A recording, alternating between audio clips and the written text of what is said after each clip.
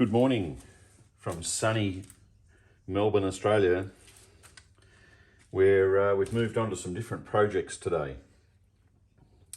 First of all, we've got the bumper rubbers. I think that's front left and front right, driver's side if you're in Australia, and the centre rubber. There, looking a lot cleaner and tidier after many tens of hours under a microscope correcting the rubber.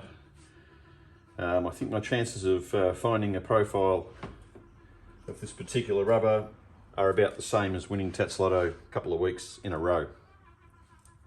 My only shot would be to mould a section, probably dip a straight end into casting silicon to create a profile.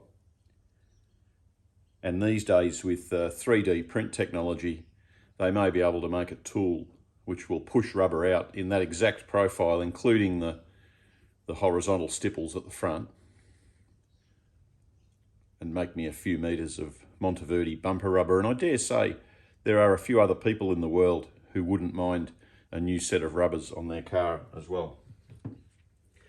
The other thing that you see before you is the passenger side headlight, the normal headlight, the JOD lens, which is shared with Alfa Romeo.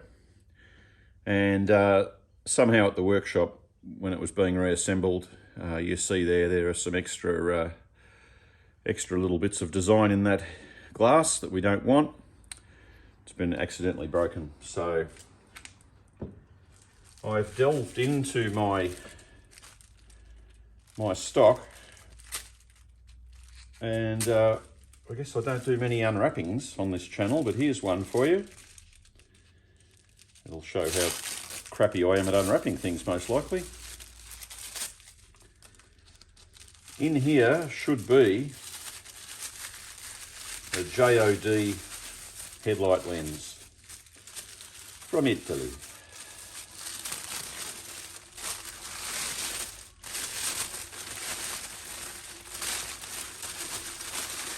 If I stay quiet for a minute,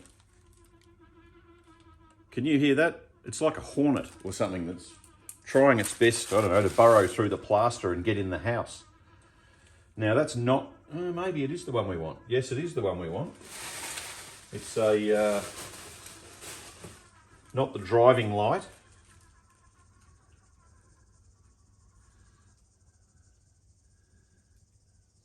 Maybe it is. No, that's the one I want. That is a replacement lens. It's new old stock, it's never been used.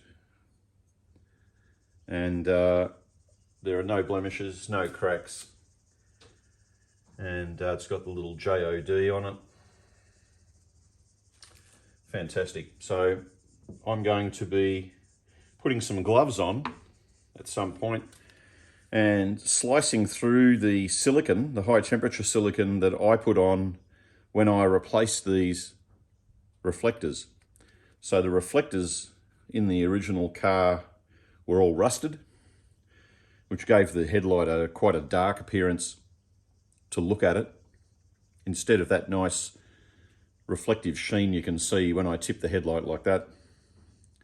So this is actually a set of 4 Holden WB Statesman reflectors. I smashed the glass out carefully, and I've used only the backing of that and adapted the original normal headlight, and I also did the same thing for the driving lights, which don't have the low beam cover on them. And there you have it. That needs replacing. That'll be done shortly. And but the real reason I was at the front of the car was to start thinking about putting these bumper rubbers in. when it comes to reassembling a Monteverdi front bumper bar, you're working with these rubbers, you're working with the indicator cover that clamps those, and within that chrome bezel is the indicator itself that needs mounting. So it's a bit like a puzzle, but we'll get to that probably in this afternoon's video. Still morning time here in Melbourne, plenty of the day left to get into more trouble. I'll see about separating this headlight and talk to you after that. Well, a thick set of leather gloves, 10 minutes with a blade and a screwdriver, and the broken glass has come out in the same 3 pieces it was broken into. I tried to keep my blade fairly flat in the cut. I get the chance now to get rid of where I was a bit over exuberant with the filling there, bulging into almost into the view. I really don't think you could see it, but I'll trim that, and otherwise I've left myself a fairly flat surface to work with. Bit of old glass in there. See if I can cut myself live on air. No, not today. So I'll cut those 2 overlaps. I'll give my brand new glass a little bit of a polish, and there's one more headlight to go. The two got broken at the workshop, and the 2 there, the 2 driving lights and the two high beams. I guess you'd call these main beam. The 2 main beams are broken, the 2 high beams are not. So we're heading towards 1 down, 1 to go. And I'll show you some pictures when I've sealed the unit, and we'll move on to the other one. Must be my lucky day. The old dry silicone plug came out of the nozzle without very much encouragement. I've done my my cleaning. This is the same high temperature silicone that's still in the gun from where I fixed it before, and we'll see how we go here.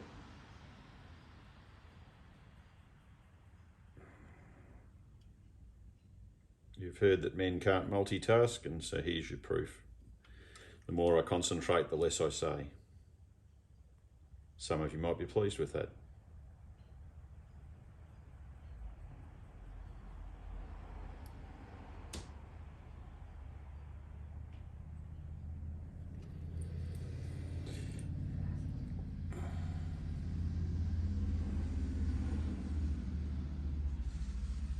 Just tending towards the outside a little bit because it's easier well, it's possible to wipe the overspray from the outside.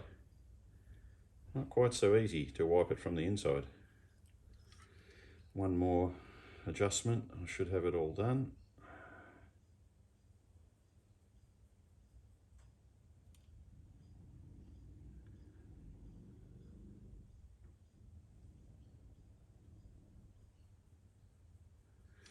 A little bit of a bulge there that I'm not so happy with. So I'll just tease that around there and tease that around there. Make sure that doesn't go anywhere.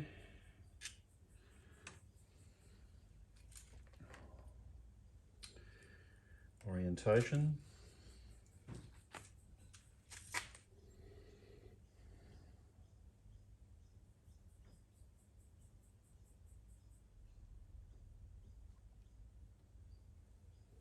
Rag.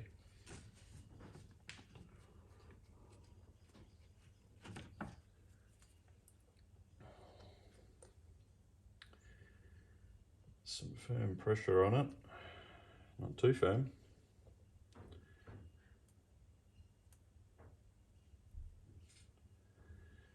Bit of final alignment there, and that is spot on. Then the old finger with the silicone.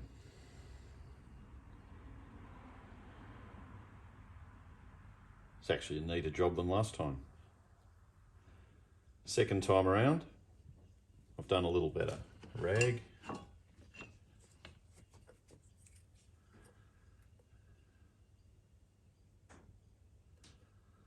Old silicone.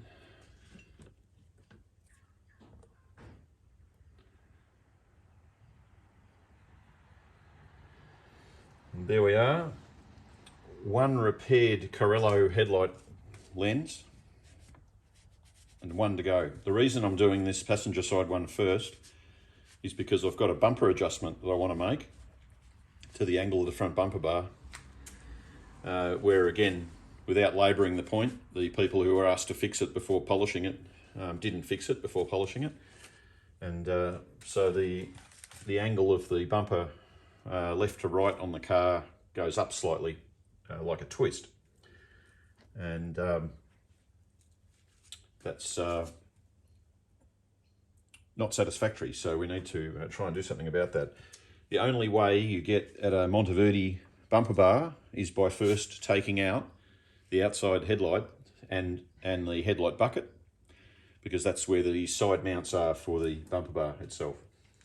So that's all loosened off, ready to try and make an angle adjustment at the bumper iron stage, mainly on the outside bolt, and see if I can get the bumper to sit down slightly in its own angle. It's not a left to right thing, it's a slight twist as the bumper gets to the other side of the car. So it's only subtle, but it's there, and I see it, so other people will see it as well. But one more job ticked off the list, and hopefully in one of these other 3 packets, is another lens just like that one, so we can repeat the job. It's always faster second time round, he said, hopefully.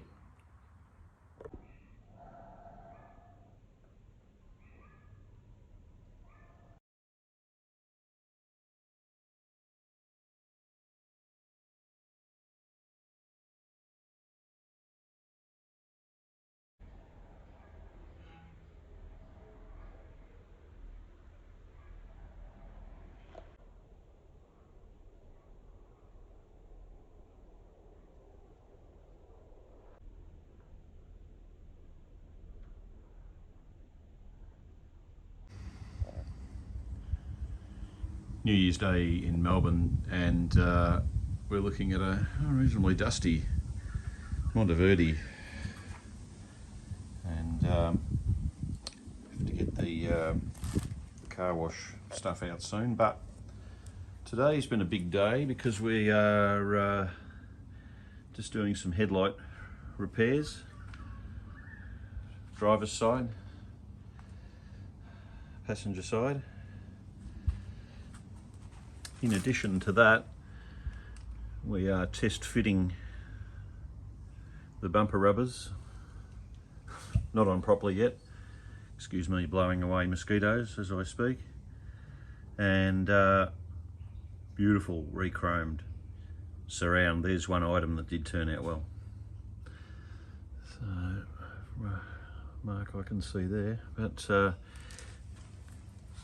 this bumper rubber in the middle is also shrunk. I might be able to creep it across. It's sort of okay on that side. If I can get rid of that ripple there and squeeze it across here, because what you can see here is the bolt hole that it should go through, and it's well short of it. So it's shrunk by about the same percentage, I would think, as the longer one at the back has.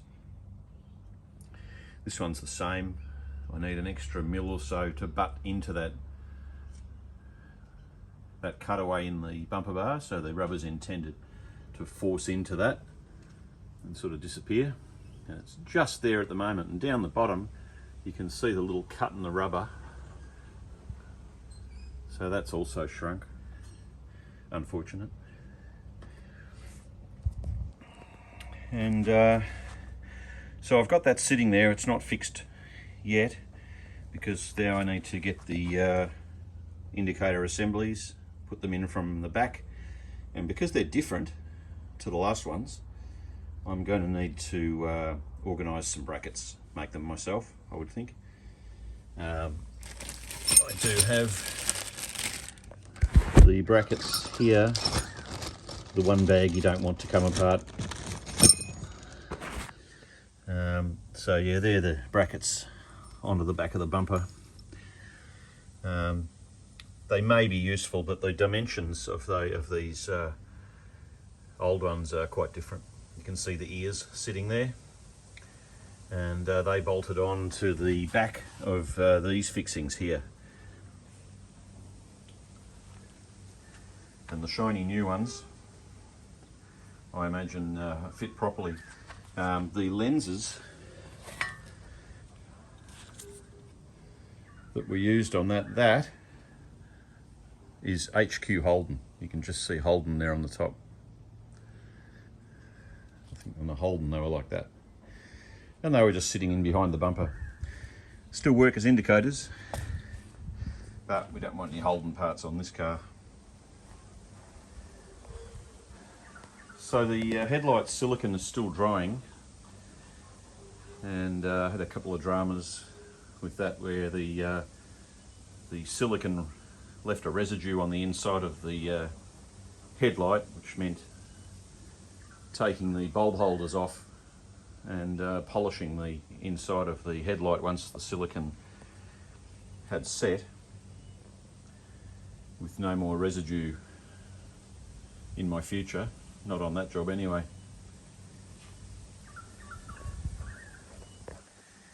And there we have it. Not a bad day's work. Still plenty to do.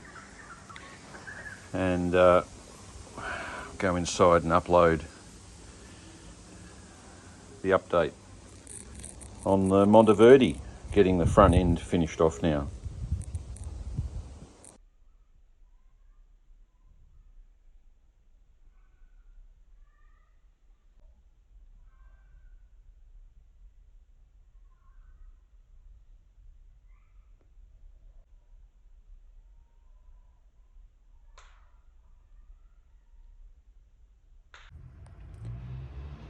Good morning from the Monteverdi workshop in Eltham, Victoria, Australia, where we've got a couple of projects on the go. We've got 2 headlights that I've had apart. I'll tell you why that is in a moment. We've got the bumper rubbers. This is the passenger side front, so left hand side of the car. That bolt hole, the indicator trim bolts into that, and on the other side of that you've got this center piece, which has come up quite nicely. There's a little shiny bit there where I've already taken a mold of it. Try to pick the highest quality area where the horizontal striations in the rubber are not damaged at all. And I've taken a cast of that. And the reason for doing that is that these rubbers have shrunk. And I've been reading online about various ways of trying to expand rubber, but I don't want it to expand this way. I want it to expand that way. It's lost its length. Don't particularly, the profile of it, still looks okay, but it's lost its length, so it's not fitting properly. This one just fits, and I've tried adding a little bit of silicon to the end here. I don't want to move it because I'm molding at the other end of it, but I've added some silicon, just a little bit, to reinforce around where the hole goes in. And I've got a second cast being done here. This stuff should be set in a minute. Takes about 5 minutes to set. And then here's one I've already done. I've got some tension because this stuff doesn't have a lot of body to it in terms of tensile strength, so you've got to keep the mold in shape. And I've added some silicon to the end of that, and the I'll zoom in here. Beautiful profile. This material, this casting material, is just beautiful. Even the sheen of the rubber visible there in the light. 100% accurate, no blemishes, no faults. All I want is a centimetre. And not even that, half a centimetre. I've probably got 3/4 of a centimetre going there in silicon. I've got to wait for that to set, and I will show you the result. One of the driving lights is back on the car. The problem I've been having is where I've glued the new lens on with the white silicon. That's fine, no problem. When I've gone to glue the headlight bulb assembly onto the back of the new reflector, the glue that I've been using, when it dries, it emits a vapor, and that's collecting on the underside of the headlight. I've polished it all off now, you can't see it. And it's fogging up the inside of the glass. And so this cyanacrylate, which is a black cyanacrylate that's like a gel, you've got working time before it goes off. I like it, it's a good product. It's very hard to get off your fingers, but it's very good, but not in a concealed area where vapor is going to be a concern on glass and mirrors and things like that. So you'd keep that product there for other things. I actually considered using it as a fill for problems like that on the bumper rubber, but I think long term I'll be making a profile. There's the profile I want, and I'll be sending it off to a manufacturer and asking them to make a tool, which I think with 3D printing now is a lot cheaper than it used to be. And I'll be creating some continuous pieces of bumper rubber for this car, but also for some of the other cars in the world. The Monteverdis that are using the wide, what I call the wide bumper version, which is the car I've got. If you've got 3754s, the one that's at for sale at Andreas West at the moment, one of the two I think from the museum originally. One of them was Mr. Monteverdi's car, chassis number 1. One of them has the thicker bumper and the Campagnolo wheels, and the other one has the thinner bumpers and the 4-stud wheels. But this is nice, but you know, when it comes to divots like that, accident damage, I mean, if that's the accident that pretty much took out the front quarter panel of the car along with the lower front panel, and it went right along the side of the car and even hit the rear wheel arch, I tell you, the bumper rubber came off easy, didn't it? Because the rest of the car was a mess after that. So yeah, a couple of heavy impacts there and there. I was actually considering using this product, because it sets black, as a filler.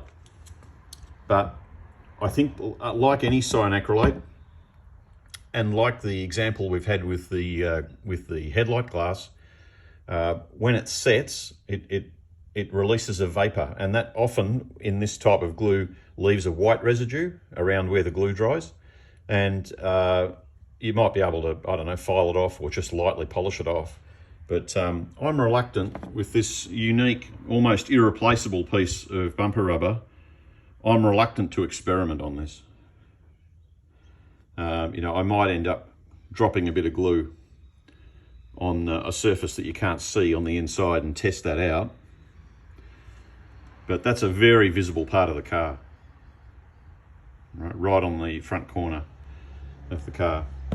Can't show you this one because it needs to stay very still while that silicon sets, and that could be a 6 to 8 hour proposition. That's just regular black RTV, and let's call it a trial.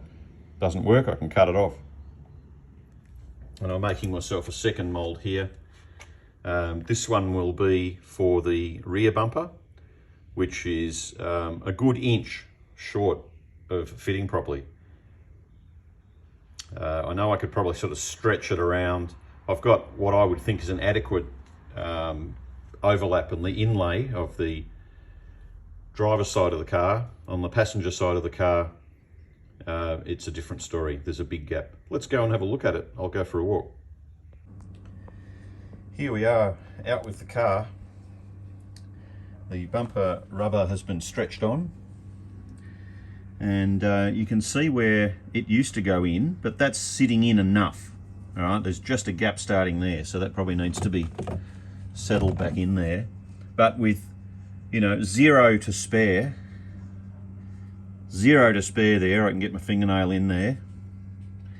You then come around to this side, and you've got, look at that, you've got a big gap there. So that's an inch, more than an inch. I would think you're getting on for 2 centimeters there, probably more if you're allowing for a 3 or 4 mil overlap into the hollow of the bumper. I've got problems. So even if I extend that, you're going to see a join there. So I think I'm on my way to having some reproduction rubbers made. But we'll see how we go with the patch.